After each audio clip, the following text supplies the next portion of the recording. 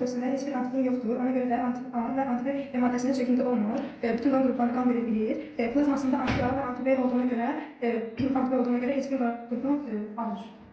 Tamam. Hansına da çöküntü.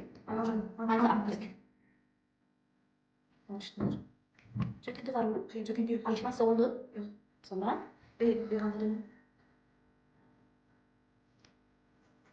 Çöküntü var mı? Yok. Alışması yok. Demek hansı koptu? Birinci. AB, anti de çöküntü. Müsbet merkezi yok. Anti değil. Anti değil. Devam edecek. Çöküntü yok. Hansı koptu?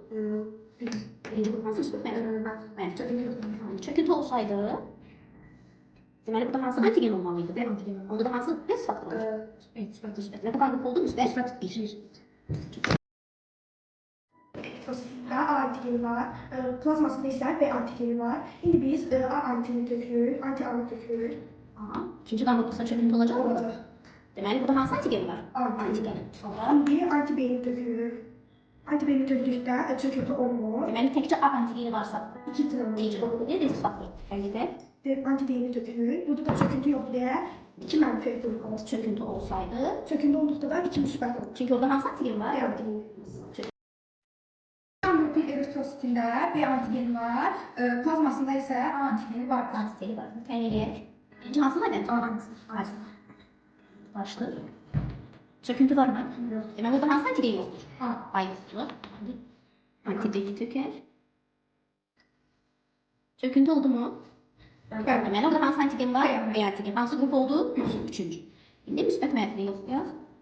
Çöküntü var mı? Xeyr. Hansı grup? Mənfi müsbətdir. Mənfi. Mənfi. Çöküntü olsa isə Müsbət. müsbət risk faktörü.